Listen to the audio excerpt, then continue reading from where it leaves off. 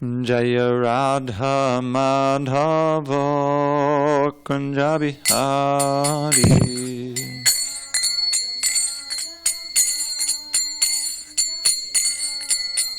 Jaya Radha Madhava Kunja Bihari.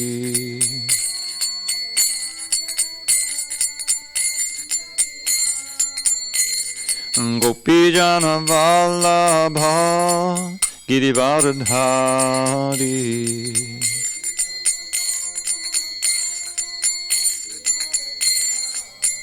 Jaya Gopi Jana Vallabha Girivardhari.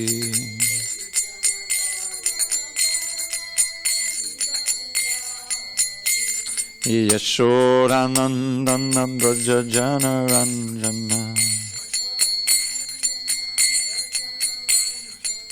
Yashodanandana Braja Jana Ranjana. Yamuna Tira Vanachari. Yamuna Tira Vanachari. Jaya Radha Madhava Kunja Bihari.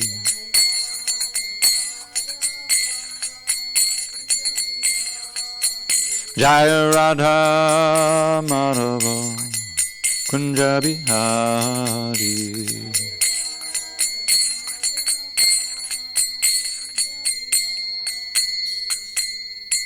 Jai Mr. Bhagavad Paramahansa Purudikacharya Ashtotter the Srimad Divine Grace Srila A.C. Bhaktivedanta Swami Prabhupada Ki Jai.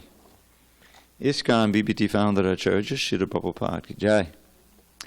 Jai Om Vishnupad Paramahansa Purudikacharya Ashtotter the Srimad Divine Grace Srila Bhakti Siddhanta Saraswati Thakur Ki Jai. Ananda Koti Vaishnavinda Ki Jai. Namacharya Srila Haridas Thakur Ki Jai. Srimad Bhagavad Gita Ki Jai, Samaveda Bhaktivinoda Ki Jai. All glories to the assembled devotees. All glories to the assembled devotees. All glories to the assembled devotees. All glories to Sri Guru and Gauranga. We're only 2 hours fast there. Om Namo Bhagavate Vasudevaya. Here, on this clock. Om Namo Bhagavate Vasudevaya. Om Namo Bhagavate Vasudevaya.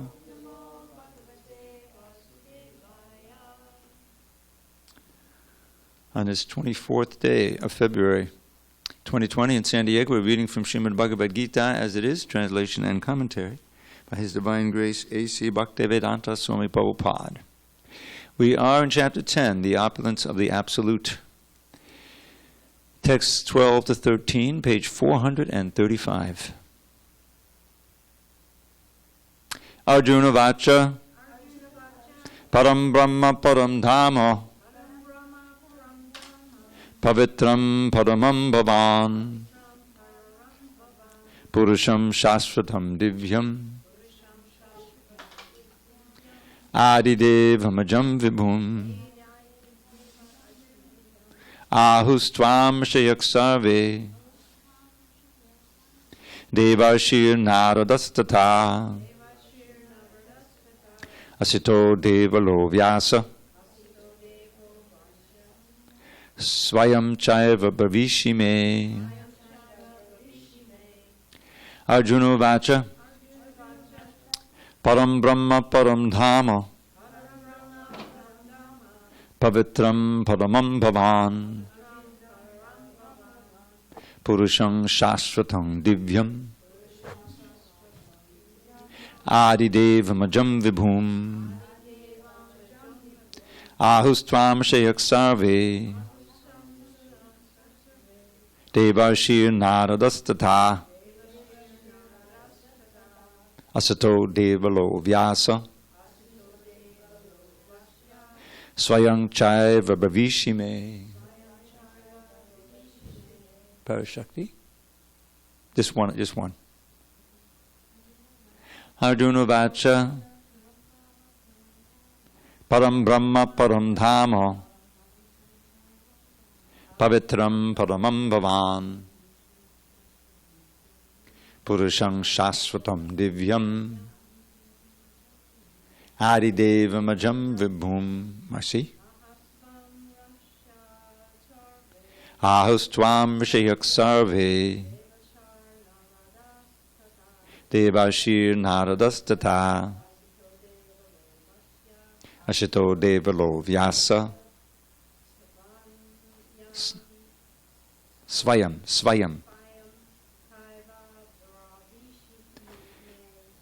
Chaiva Bravishime. Go ahead, Lord. Arjuna Vacha Param Brahma Param Dhama Pavitram Paramam Bhavan Purusham Shasvatam Divyam Adidevam Ajam Vibhum. You want to try it there, Heather? Ahustvam Shayak Sarve Devashir Naradastata. Yeah. See the page number? Vyasa. No, just look at the page number. Swayam Chaiva Bravishime, page 435. Okay, Arjuna Vacha, Arjuna said, Param, supreme, Brahma, truth, Param, supreme, Dhamma, sustenance, Pavitram, pure, Paramam, supreme, Bhavan, you, Purusham, personality, Shasvatam, eternal, Divyam, transcendental, Adidevam, the original Lord, Ajam, unborn, Vibhum, greatest. Ahu, say, Tvam, of you, Rishiyaha, sages, Sarve, all, Deva, Rishihi, the sage among the demigods, Naradaha, Narada, Tata, also, Asitaha, Asita, Devalaha, Devala, Vyasa, Vyasa, Swayam, personally, Cha, also, Eva, certainly, Bravishi, you are explaining, may, unto me. Translation. Arjuna said, you are the Supreme Personality of Godhead, the ultimate abode, the purest, the absolute truth. You are the eternal, transcendental, original person, the unborn, the greatest. All the great sages such as Narada, Asita, Devala, and Vyas confirm this truth about you, and now you yourself are declaring it to me. Purport. In these two verses, the Supreme Lord gives a chance to the Mayavadi philosopher, for here it is clear that the Supreme is different from the individual soul. Arjuna, after hearing the essential 4 verses of the Bhagavad Gita in this chapter, became completely free from all doubts and accepted Krishna as the Supreme Personality of Godhead. He at once boldly declares, you are Param Brahma, the Supreme Personality of Godhead. And previously, Krishna stated that he is the originator of everything and everyone. Every demigod and every human being is dependent on him. Men and demigods, out of ignorance, think that they are absolute and independent of the Supreme Personality of Godhead. That ignorance is removed perfectly by the discharge of devotional service. This has already been explained in the previous verse by the Lord. Now, by his grace, Arjuna is accepting him as the supreme truth in concordance with the Vedic injunction. It is not that because Krishna is Arjuna's intimate friend, Arjuna is flattering him by calling him the Supreme Personality of Godhead, the Absolute Truth. Whatever Arjuna says in these 2 verses is confirmed by Vedic truth. Vedic injunctions affirm that only one who takes to devotional service to the Supreme Lord can understand him, whereas others cannot. Each and every word of this verse, spoken by Arjuna, is confirmed by Vedic injunction. In the Kena Upanishad, it is stated that the Supreme Brahman is the rest for everything, and Krishna has already explained that everything is resting on him. The Mundaka Upanishad confirms that the Supreme Lord, in whom everything is resting, can be realized only by those who engage constantly in thinking of him. This constant thinking of Krishna is smaranam, one of the methods of devotional service. It is only by devotional service to Krishna that one can understand his position and get rid of this material body. In the Vedas, the Supreme Lord is accepted as the purest of the pure. One who understands that Krishna is the purest of the pure can become purified from all sinful activities, and that means sinful reactions as well. One cannot be disinfected from sinful activities unless he surrenders unto the Supreme Lord. Arjuna's acceptance of Krishna as the Supreme Pure complies with the injunctions of Vedic literature. This is also confirmed by great personalities of whom Narada is the chief. Krishna is the Supreme Personality of Godhead, and one should always meditate upon him and enjoy one's transcendental relationship with him. He is the supreme existence. He is free from bodily needs, birth, and death. Not only does Arjuna confirm this, but all the Vedic literatures, the Puranas and histories, there's no sentence there. Fix that. In all Vedic literatures, Krishna is thus described, and the Supreme Lord himself also says in the 4th chapter, although I am unborn, I appear on this earth to establish religious principles. He is the supreme origin. He has no cause, for he is the cause of all causes, and everything is emanating from him. This perfect knowledge can be had by the grace of the Supreme Lord. Here Arjuna expresses himself through the grace of Krishna. If we want to understand the Bhagavad Gita, we should accept the statements of these 2 verses. This is called the parampara system, acceptance of the disciplic succession. Unless one is in the disciplic succession, he cannot understand the Bhagavad Gita. It is not possible by so-called academic education. Unfortunately, those proud of their academic education, despite so much evidence in the Vedic literature, stick to their obstinate conviction that Krishna is an ordinary person. Om jnana timirandasya jnanandana shalakaya chakshu unmilatam mena tasmai shri gurave namaha. I was born in the darkness of ignorance, but my spiritual master Srila Prabhupada opened my eyes with the torchlight of knowledge. I offer my humble obeisances unto him and all members of Sri Parampara. So these are 2 very important verses in the Bhagavad Gita. They come right after the 4 essential verses, as Prabhupada described them. And what is Arjuna doing here? He's showing us how we should accept Krishna's statements. In the previous statements, Krishna himself declared in text 8, if you recall, Aham sarvasya prabhavo mattak sarvam bhavartate, that I am the source of everything. Everything emanates from me. Now, I like to point out, when I first read this, I said, well, it's kind of redundant, isn't it? It sounds like redundant. I'm the source of everything. But when you think about it, there's an important distinction there. And one is, when Krishna says, I am the source of everything, he's speaking from his point of view. Right? In other words, it parallels, that particular quarter of the verse parallels the first of the Chatra Shloki Bhagavatams. There's also 4 essential verses of Bhagavatam. Now, the ones in the Bhagavatam, which are in 2nd canto, 9th chapter, I think beginning check 32 or so, those were actually the whole Bhagavatam. That's the original Bhagavatam that Krishna spoke to Brahma, who then expanded on it and taught it to Narada, who then taught it to Vyasa and came down to Shukadeva, who then we have 18,000 verses. But the whole essential Bhagavatam is right there. So, what does he say? The same thing. Ahame vasame vagre nanyad yat sadasaparam. He says it a little different way, but he's saying the same thing, basically. So, ahame vasame vagre. Agre means before. Before there was any manifestation, I existed. And after everything, all this material universes have manifested, the creation is manifested, it's still only I who exists, because it's my energies. And after everything is wound up and there's nothing in existence in the material world, I will continue to exist. And if you accept that statement, then you have to accept that Krishna is God. Because that's what the definition is given in the Brahma Sutra. The definition of the Supreme Brahman, which we should search for, is Janmadyasya Yataha. These sutras are almost like koans. You have to unpack them. What does it actually mean, right? So Janmadyasya Yataha means birth, etc. So birth means generation, sustenance, and annihilation. Those three things. Everything material goes through that, from this book or table to our bodies to the whole universe. So Krishna says there, aham evasam agre, before there was anything manifest, I existed. So everything, where did everything come from? It had to come from me, because I was the only thing that existed. So then when things are manifested, it's still only me, because it's all my energies.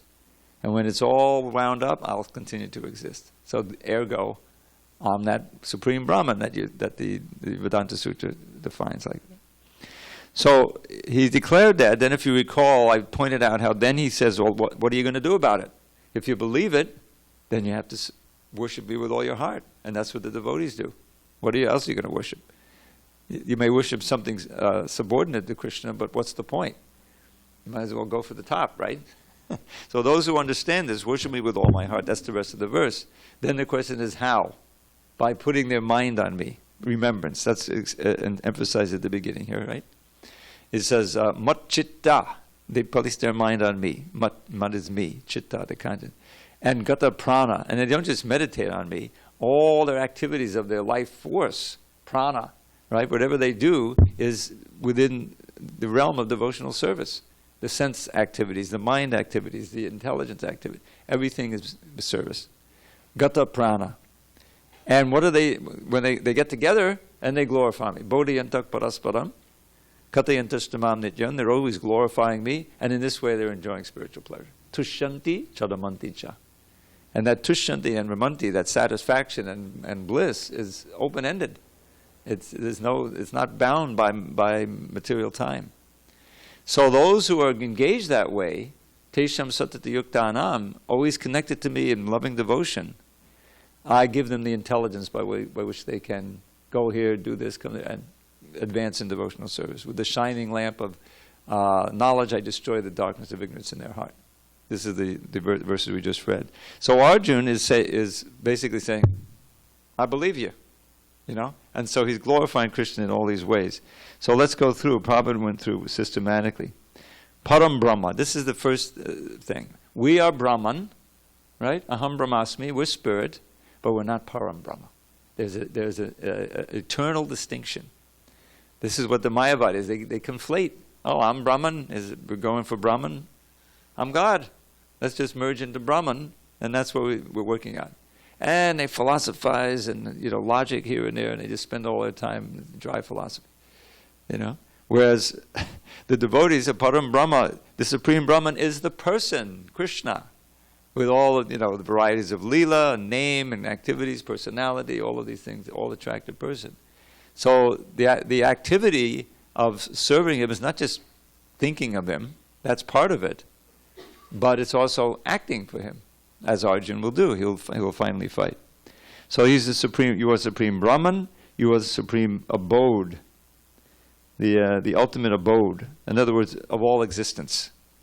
Pavatram Paramam. That's very important. Supreme, pure. Now, as explained in the Ishopanishad, he's not only the supreme pure, the purest, but he can purify anyone else, and he never becomes contaminated. The example is the sun. There's so many impure places, some dog will pass urine or something. But if the sun shines on it long enough, it'll dry up and purify the whole thing. So the sun is very purifying. Krishna is the supreme purifier. Bhavan, you are. Purusham Shashvatam Divyam, the eternal divine person. The origin of all the devas, unborn, and vibhum. Now this vibhum, this calls to mind, or is an echo of the title of the chapter. Vibhuti Yoga, the opulence, vibhutis, and Krishna will now enumerate them for a large part of the rest of the chapter. Anything you see that is manifesting some power or opulence or wonderful thing, that's a spark of Krishna's splendor. I'll tell you a story. Back in L.A., I think it was 75, shortly after we had arrived there, the press had set up on the corner, Watseka and Venice Boulevard. I don't know if you've ever been there. You've been up there. You're not going to go to Rath Yatra? All these Rath Yatras? You should go to one. It's amazing. Anyway, you've been there, Lauren. You've certainly been there. You may never have been there. And you probably were never there. Were you there? Yeah. You're there. Okay. So you can visit. Now, when we arrived, in 75, I'm saying we, mean the whole press from Brooklyn. We came, all the artists already come, settled up, as good 50 of us. And the Venice Boulevard was just 4 lanes. There was a big median with grass in it and everything. But anyone who's been up there within the last 40 years knows that it's now 6 lanes. There's like 3 lanes on each side, Maybe one is a parking lane. Anyways, they widened it. They're busy widening it. Months after months, the bulldozers are in the middle there. You know how they do that. They go on forever. So all of a sudden, everyone, I forget what time it was in the morning. I think it was right after the program, after breakfast, maybe 9:30, say. Huge explosion. Right outside. Everyone runs outside, and there's this big fire, a pillar of fire right in the middle there. What happened was that if you know anything about L.A., there's actually oil wells up there in the L.A. area. And some of them, there's some hills just to the west, to the east of the the temple. You can see that. And in those hills, there's some wells going. They have that thing that comes backing up and down. You see an active well. They're not drilling, but they're pulling out. Anyway, there was apparently some refinery up there also, and they were making gasoline. And they had a pipe that was piping it down to the port where they would load it onto tankers and everything. But the poor guy who was running that bulldozer didn't know about that. He hits that pipe, which has gasoline under pressure, and it explodes, and he died. He was burned up. And the whole thing was just burning. It was like some kind of Holocaust or something. And so, everyone's running around.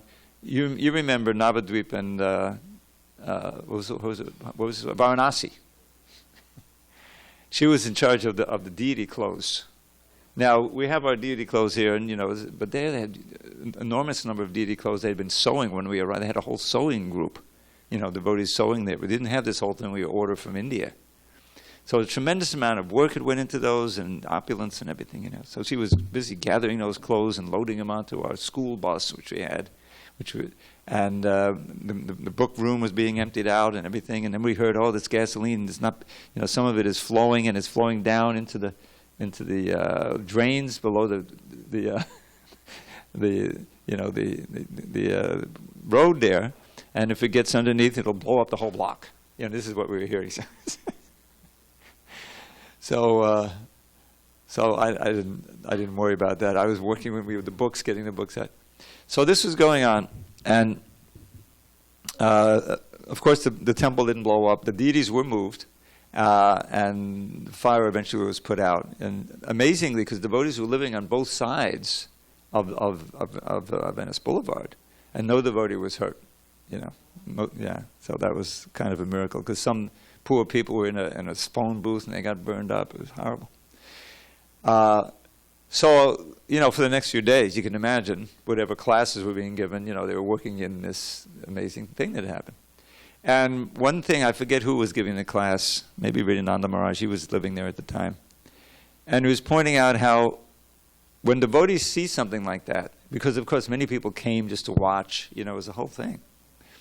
And we see it as almost like the part of the universal form, or you see it like this, anything that's wonderful in this world, you see it as part of Krishna's energy.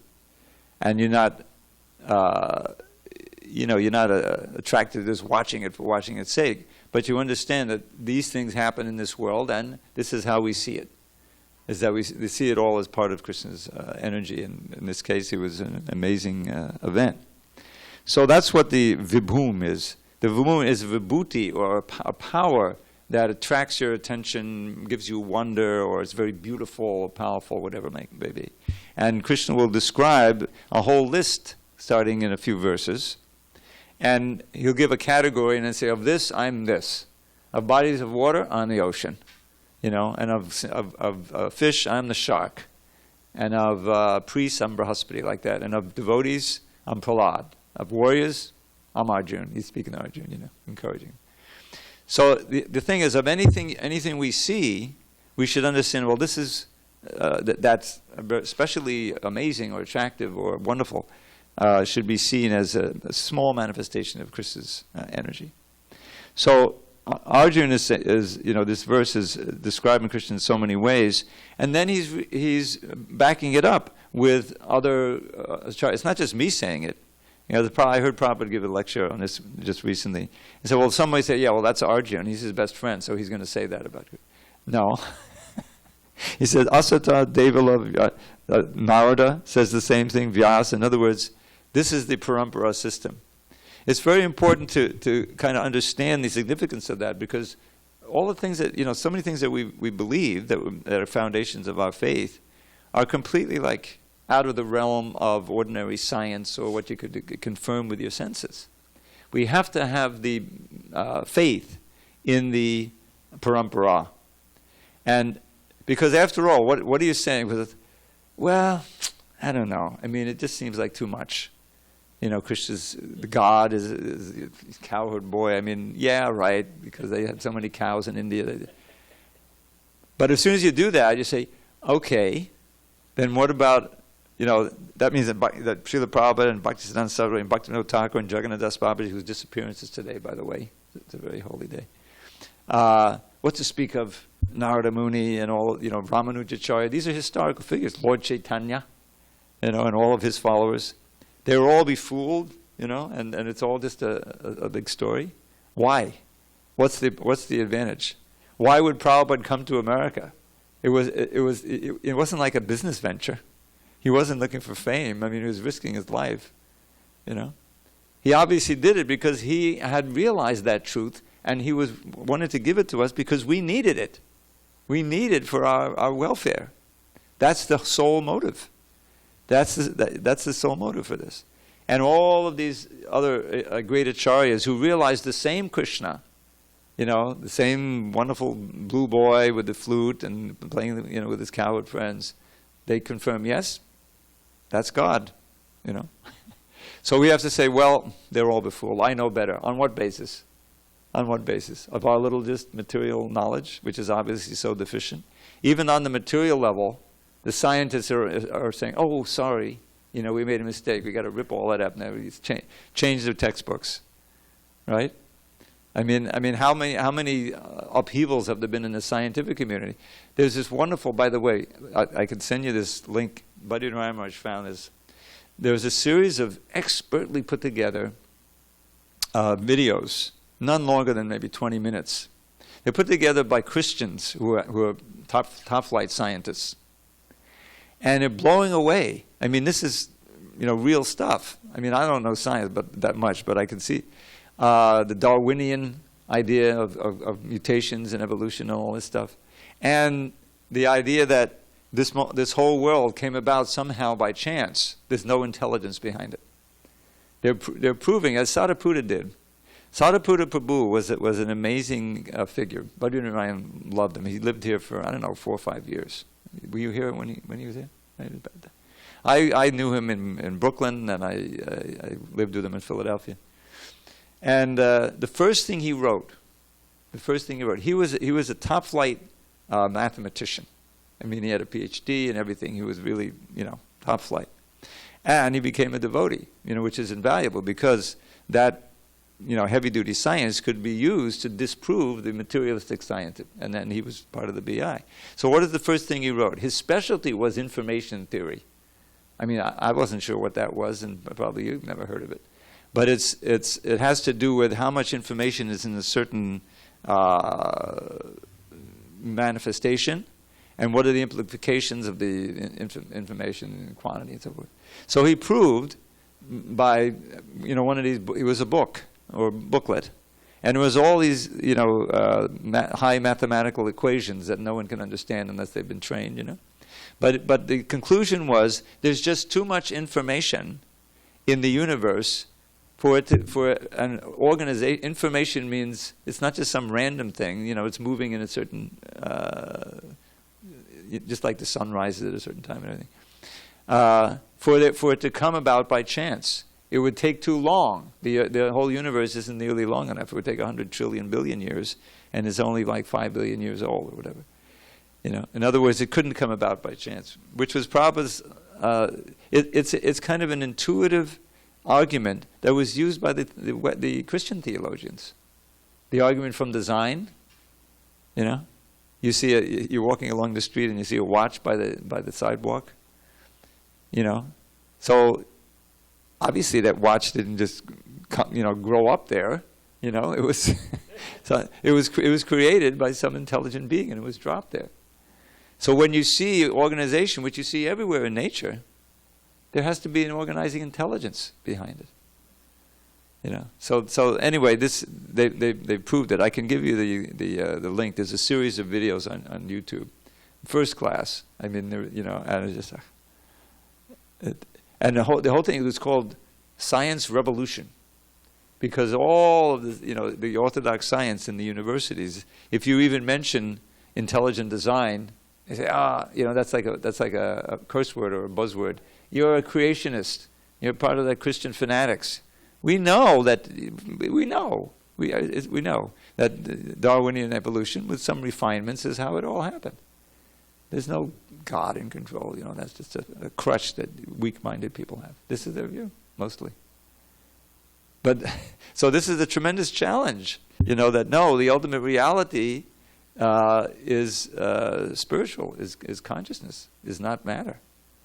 So this, Prabhupada came to challenge that, and you listen to his lectures. He's constantly challenging this scientific, atheistic, reductionist view, and Bhagavad Gita directly challenges that. Here is Krishna speaking, and Arjuna is saying, after Krishna declares himself to be the supreme absolute truth, yes, I have faith. You are, and he defines it, and he backs it up with the list of some of these leading lights here, great intellects and realized souls. So Prabhupada starts off this purport.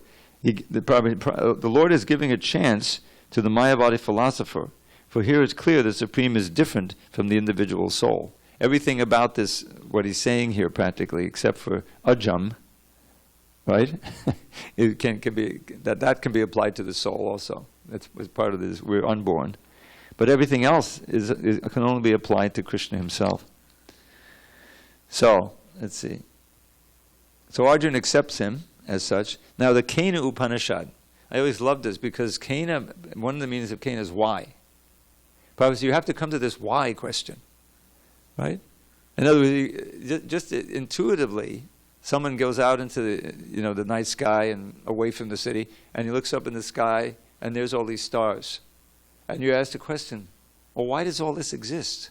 How, Kena can also mean how. How did it come into being, and why does it exist? Why do I exist? Is there a meaning to it? If you don't come to those questions, then you're just basically on the animal level. So the Kena Upanishad is answering these why questions, and defines that the Supreme Brahman is the rest of everything. He quotes the Mundaka Upanishad. And here's that part about always thinking of him. Constant thinking of Krishna is smararam, one of the methods of devotional service. So sometimes we forget, that this is a,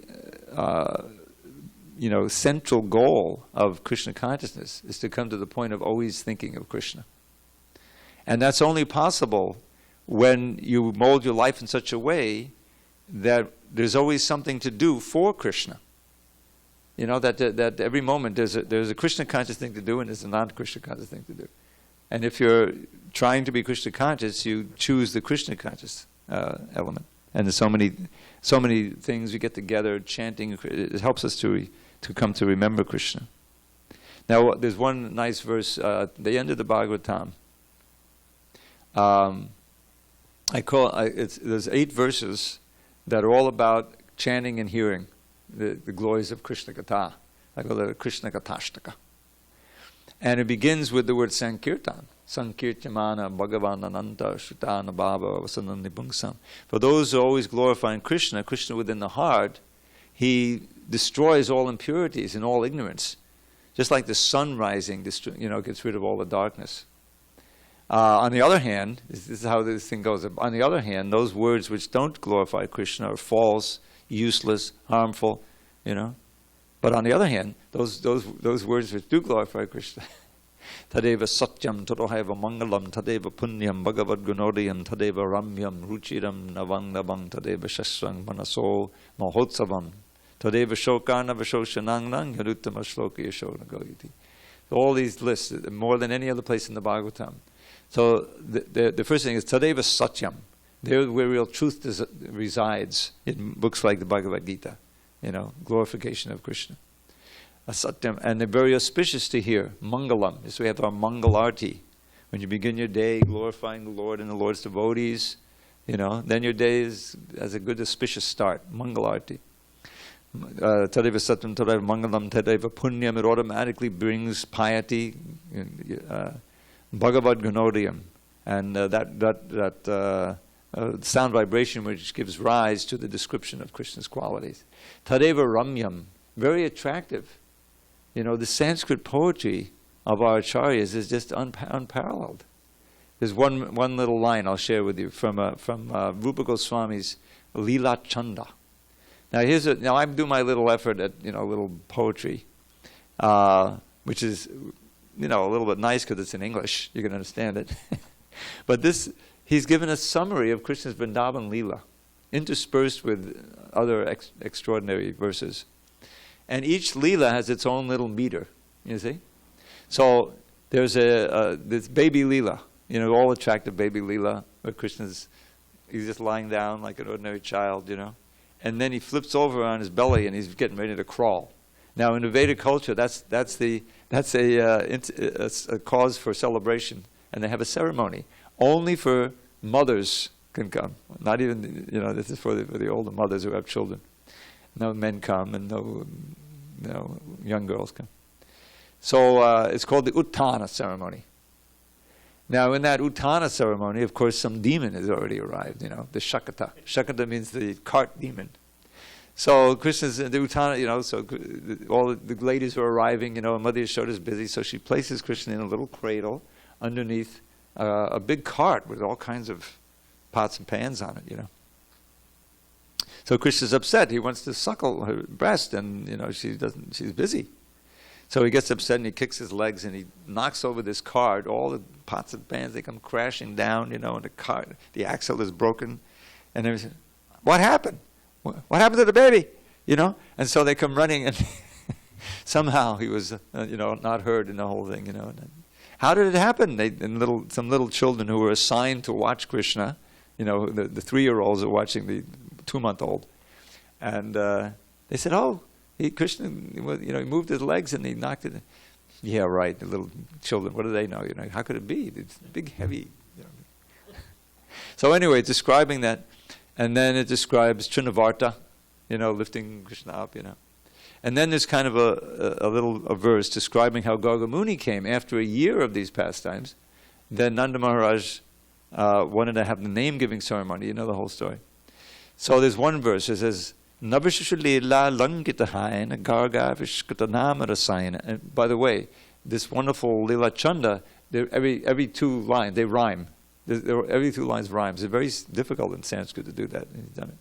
So Navishushalila Langitahaina Garga Vishkatanama Rasayana Ringanamanda Nanda Naketa Namuna Nimatapa Goga the Chaitana. That's one of my all-time favorite lines. And I'll tell you what it means.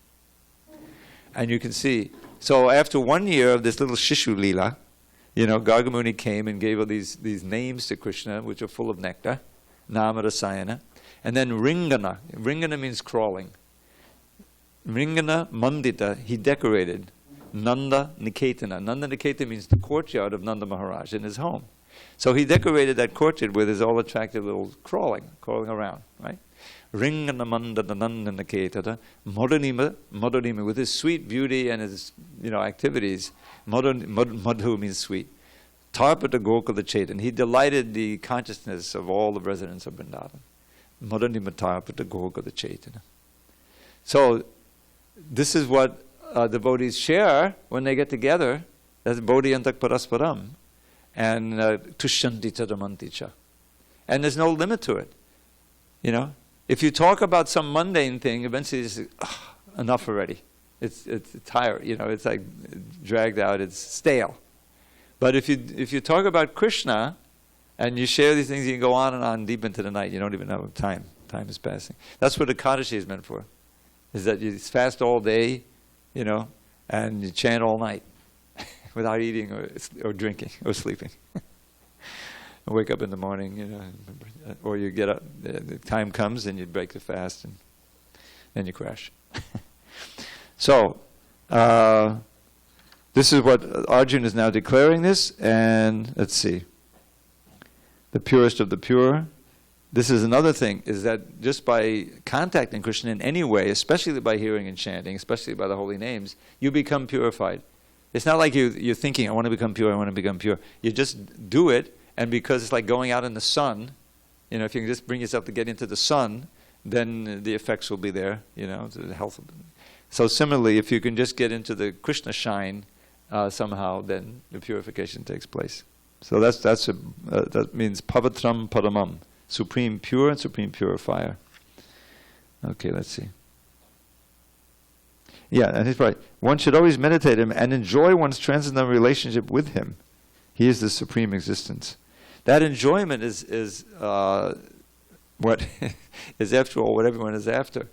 The Mayavadis, they suck the life out of everything, and their whole shtick, it's the only word that comes to mind, is to by the strength of their intelligence, to separate matter from spirit, and then just to be situated in spirit. It's almost just like Buddhism, to try to stop all the thought, because any thought is Maya, because it's part of the material energy.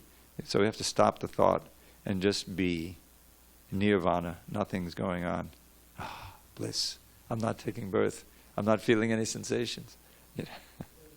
It doesn't work because it's unnatural. We have our spiritual body, our spiritual senses. We have our Krishna consciousness, and you're suppressing all that because it's Maya, it's Maya, it's Maya. It's the classic, the original throwing out the baby with the bathwater. Explained nicely in the chapter 4, text 10, purport. So that's the whole thing. Krishna is the supreme absolute truth. Not this white light, and not this undifferentiation. Okay. Any questions on these points? All right. So now, what is Arjun goes on, and this is an important verse here. Text 14. Sarvametadvatam manye yanmam vadasi keshava nahite bhagavan vyaktim vidur deva nadanava. O Krishna, says Arjuna, I totally accept as truth all that you have told me. Neither the demigods nor the demons, O Lord, can understand your personality. Purport. Arjuna herein confirms that persons of faithless and demonic nature cannot understand Krishna. He is not known even by the demigods, so what to speak of the so-called scholars of this modern world? By the grace of the Supreme Lord, Arjuna has understood that the supreme truth is Krishna, and that he is the perfect one. Perfect one. One should therefore follow the path of Arjuna. He received the authority of the Bhagavad Gita. As described in the 4th chapter, the parampara system of the cyclic succession for the understanding of the Bhagavad Gita was lost, and therefore Krishna re-established that disciplic succession with Arjuna, because he, Krishna, considered Arjuna his intimate friend and a great devotee. Therefore, as stated in our introduction to Gita Upanishad, the Bhagavad Gita should be understood in the parampara system. When the parampara system was lost, Arjuna was selected to rejuvenate it. The acceptance by Arjuna of all that Krishna says should be emulated. Then we can understand the essence of the Bhagavad Gita. And then only can we understand that Krishna is the Supreme Personality of Godhead. So here's one of these little quarter verses that's worth memorizing, Sarvam etam vitam manye yanmang vadasi keshava, actually half of a verse. It says, I accept as truth all that you say. If we can actually apply that to our reading of Bhagavad Gita, then we can really benefit from it. The academics get hold of this, and it becomes an object for speculation and everything. Anything but this simple phrase here, The academics can, I accept everything you say. Well, I don't know. I mean, does it really jibe with this, what I just read? In other words, they don't have the faith. They're not approaching the book in the proper way. And this is why Prabhupada was so eager to get this Bhagavad Gita as it is printed. The history of the printing of these books, I mean, in those early days, it was a big adventure to get these things done. And it was difficult. He didn't have any real qualified help. I mean, yes, Hayagriva was there, but he didn't know the philosophy that well, and there's all kinds of strange, the way a book is commonly produced, or either in academia or in the commercial world, is that an author will write a first draft, right? Write a first draft. Only he sees the first draft. He or she sees the first draft. Nowadays, of course, you'll type it out on a computer, and then you go over it and you make all kinds of changes. Nobody else sees that. You just made a whole bunch of changes. Then you let it sit for a while, and you go back again, and you say, well, there's some more changes to be made, and you make some more changes. And finally, after maybe 2 drafts or 3 drafts, you send it to your editor, because you always have to have another look at it, That's why editors are so important. And the editor will make a whole bunch of, not changes, but suggested changes. They'll show up. There's a way of, so the changes shows, but it didn't obliterate the original in Microsoft Word or anything. And send it back to the writer. Now, a year may have gone by already. All its creative energy, it's a novel, whatever it may be, And then the writer, the author, goes over each suggested change by the editor carefully. He says, actually, that's a good change. The grammar was off, whatever. So often, the best editors have most of their suggestions accepted. But some are not. Some are like adjusted. All this back and forth. And finally, after some negotiation maybe with the editor, he said, no, it really wasn't, Okay, now we've finished. We print it out, or we accept all the proper changes in the proper form, and we send that file off to the publisher. And they have to take every comma, and set it up just as you gave it to them, and then they can print it. Usually there's a blueprints, there's some what we used to call blueprints or oscillids. And he'll produce a draft that the author has a final chance to make changes, and go over it. Now, that whole process, it may take months, it may take as much as a year, whatever, depending on how big the book is. This book is 1,000 pages. I mean, in its original this version is not 1,000 pages because we did everything we could to condense it, without taking anything out. But when that original book, I can bring it sometime, was definitely 1,000 pages with the index. Now, how many books do you think we'd have of Prabhupada if he made books in that way? Maybe 5, 6. We have 70 books. So Prabhupada he typed it out. The first, second cantos, the first 5, 6 chapters of Bhagavad Gita, he actually typed, 2 fingers, and gave that to the editor, and that's the last he saw of it, until it was printed. Well, okay, maybe they send, something, but he didn't go over with a fine-tooth comb. No way. Otherwise, how did all those mistakes get into that first edition? The planet of the trees? There's no planet of the trees. The pit trees, the forefathers. Because after the 6 chapters, he was just dictating. The famous dictating, we call it a dictaphone, dictating machine. And we had a fellow typing who wasn't even a devotee. And he's hearing all this Sanskrit and Prabhupada's accented, you can imagine what's coming out on the transcript. And that was what Hayagriva had to work with. No wonder why he wanted to bring in translations from some academic version, so tremendously difficult.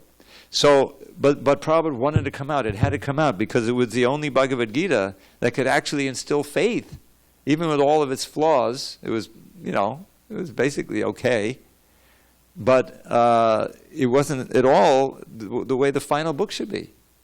This is a controversial issue. But if you actually look at that first edition of the unabridged Gita, there were just some horrific mistakes in it.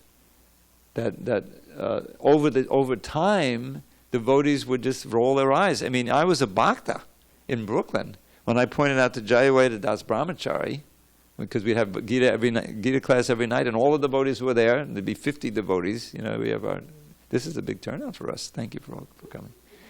Plus we have our 50 devotees listening. Yeah, 50, whatever. But thank you. I know you're out there. So, I saw in the 14th chapter a description of the modes of nature.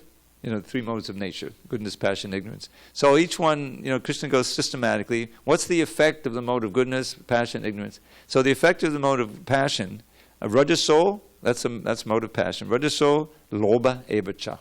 And it says right in the word-by-word meanings. The effect of the mode of passion is it produces lobha, greed. Greed. When you act, it's conducted by kama, but kama produces greed because there's never enough. All right, that makes sense. But in the translation, it said grief. So even Bhakti Tam, I said, well, isn't this should be greed? Yeah, it should be. But we didn't have the book. It wasn't our book. There was no Bhaktivedanta Book Trust. Yeah. Somebody,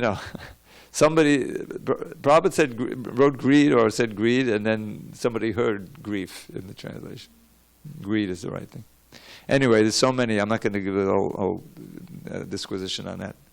But in spite of all of that, devotees worshipped it, they read it, they were inspired by it. It made so many devotees because it's basically there, okay, But that doesn't mean that it shouldn't be refined. Prabhupada was very eager, and we have many quotes of this book to be free of mistakes. And because after all, the book is presented as beyond the 4 defects of the human beings. You know what the 4 defects are? We should know these because we all have them. That's why we need revealed scripture. I like to think of them in order. The first is we have imperfect senses. Who can deny it?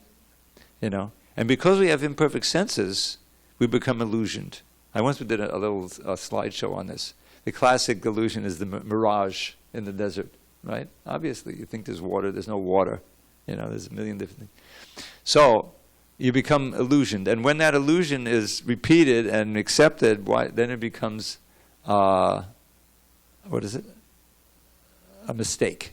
It could be a big mistake. The main mistake is we think of it with his body. Because everyone's telling us that. Everyone's thinking that, making that mistake. And we teach that mistake and that delusion as the truth, and that's called cheating. So we all have imperfect senses, we make mistakes, we become illusioned, and that impacted delusion we then teach, and that's all cheating. So these books are meant to be beyond the 4 defects. Certainly Krishna's words are beyond the 4 defects, and the presentation of them is meant to be that so that it has a special impact on the reader. Anyway, I thought I'd put in that little advertisement for the new editions. And now we have come to the end of our session. So we'll continue with this tomorrow. And Arjun will ask Krishna to describe some of his glories, his vibhutis, as we will in the 16. We'll come on 16, Atma Vibhutiya, because it's all about the vibhutis here. It appears twice in that verse. And we'll learn how we can see Krishna through the great things of this world. Go to the ocean, it's a different experience when you realize, oh, have bodies of water, I am the ocean. To think of Krishna. Okay, all glories to Srila Prabhupada. Hari Hari Bol. So we're on 15, right? Yes.